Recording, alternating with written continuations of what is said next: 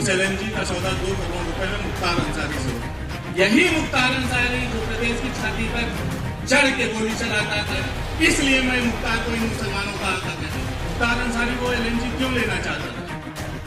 अब मुख्तार अंसारी इतना बड़ा अपराधी था भैया, तो LMG जैसी बंदूक तो रखना ही चाहेगा भैया। ये बंदूक कुछ इस प्रकार की होती है, इनकी फोटो आपको दिखा देते हैं। अतनी गोली मार दोगे छाती पर, अतनी मारोगे गोली कि गोलियां खत्म नहीं होंगी, छाती फटकर चुहारा हो जाएगी। वैसे खिलखिलाहट बहुत तैयार होगी, पर कृष्ण नंद राय से लेकर के मुख्तार अंसारी की और पूरी कहानी सुना रहे थे। ये अमरजीत श्रीवास्तव नाम लिखते हैं, भाजपा नेता रंजीत बाबू श्रीवास्तव के सुपुत्र हैं। कहा मुख्तार अंसारी ऐसा वैसा आदमी नहीं था, वो तो बकायदा आका था। आका ऐसा की कापता है, बिल्कुल रंजीत बाबू श्रीवास्तव की लाइनों पर चल रहे हैं। सुनिए जरा क्या बोले, पूरी दास्तां सुना रहे थे कि LMG बंदूक कैसे खरीदा गया और कैसे बकायदा नौकरी छोड़नी पड़ी एक ईमानदार अफसर को।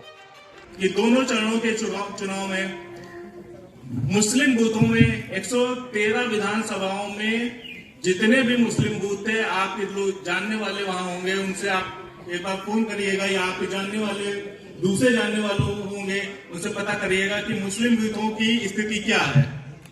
चुनाव आयोग का निर्देश है कि 6 बजे के बाद पोलिंग बूथ का फाटक बंद कर दिया जाए, लेकिन जितने भी लोग लाइन लगा के खड़े हुए हैं उनको वोट देने का अधिकार है। तो 6 बजे फाटक बंद होने के बाद लाइन लग के मुस्लिम वोट पड़ते हैं, क्योंकि वो इतना वोट अंदर होता है कि सारे वोट पोल होते होते 7, साढ़े 7, 8 बज जाता है। ये स्थिति मुस्लिम वोटों की चल रही है प्रदेश में। तीसरे चरण का चुनाव आने जा रहा है। दोस्तों, मुस्लिम इस तरह से वोट क्यों दे रहा है? मुस्लिम सपा को वोट दे रहा है, ना कांग्रेस को दे रहा है, ना बसपा को दे रहा है, ना अपने हैदराबादी मुल्ले को दे रहा है। मुस्लिम किसी को वोट नहीं दे रहा है, मुस्लिम सिर्फ सपा को वोट दे रहा है, लाइन लगा के वोट दे रहा है। क्यों दे रहा है? क्योंकि इसके लिए मैं एक चीज आपको बता दूं, योगी जी के, हमारे आदरणीय मुख्यमंत्री जी की जो छवि है वो कट्टर हिंदुत्व की ही है, लेकिन योगी जी पूरे प्रदेश के मुख्यमंत्री हैं और भाजपा की एक नीति रही है, सबका साथ, सबका विकास और सबका विश्वास।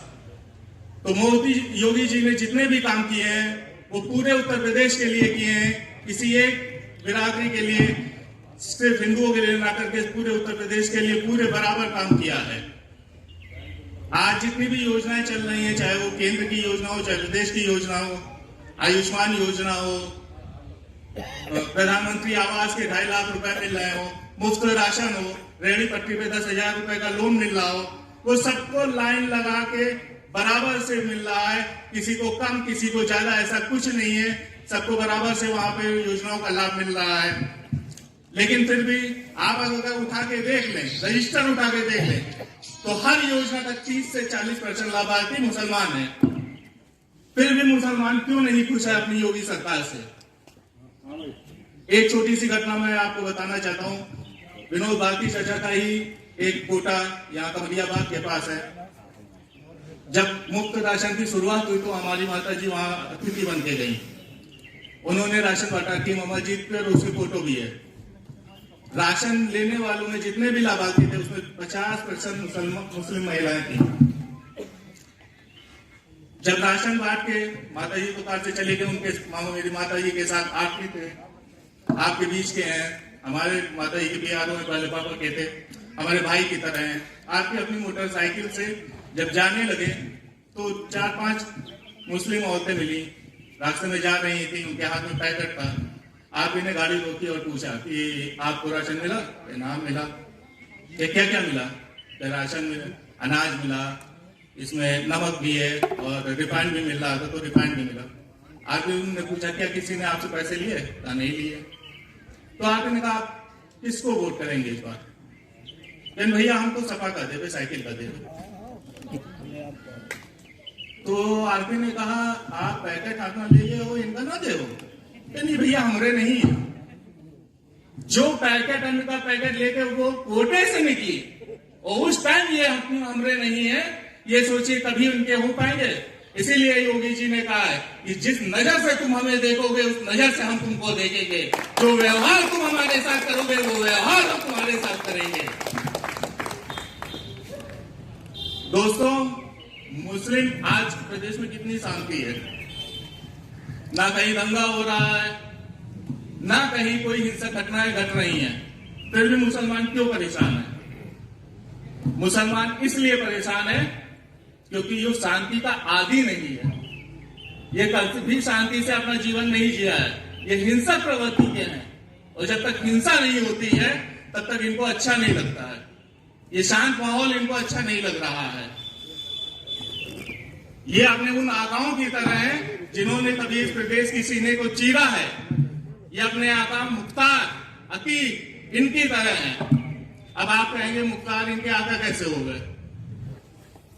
रास्ते में नखास पड़ता है, आप सब जानते होंगे। रास्ते में जाम लगा हुआ था, रुक गया, लाइन से गाड़ियां खड़ी थी, 786 नंबर की थी। मैं समझ गया मुख्तार का कत्ल। गाड़ी आगे नहीं बढ़ सकती थी। देखा उधर से एक हुजूम चला आ रहा है मुसलमानों का, बीच में मुख्तार था। बात ये नहीं है कि बीच में मुख्तार के साथ हजारों का हुजूम चला आ रहा है। बात इसके बाद है भाई, ध्यान से सुनिएगा। मुख्तार जिस 786 नंबर की गाड़ी में आके बैठा, इन जाहिलों ने उस गाड़ी को वो घूम लिया, घेर लिया पूरा, और जैसे पीर की मजार पे ये लोग चूमते हैं उस गाड़ी को चूमने लगे। उस गाड़ी को चूमने के लिए वहां होड़ मच गई थी। आधा घंटा ये लोग गाड़ी आगे नहीं बढ़ते रहे, एक दूसरे को कूद कूद के उस मुख्तार की गाड़ी को चूमते रहे। इसलिए मैं मुख्तार को इन मुसलमानों का आका कह रहा हूं।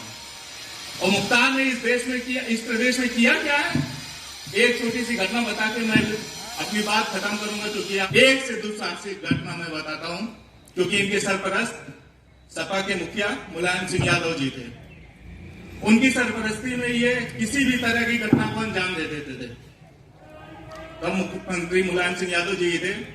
तो बनारस में एक डीएसपी थे, शैलेंद्र सिंह जी, आप लोग जानते होंगे।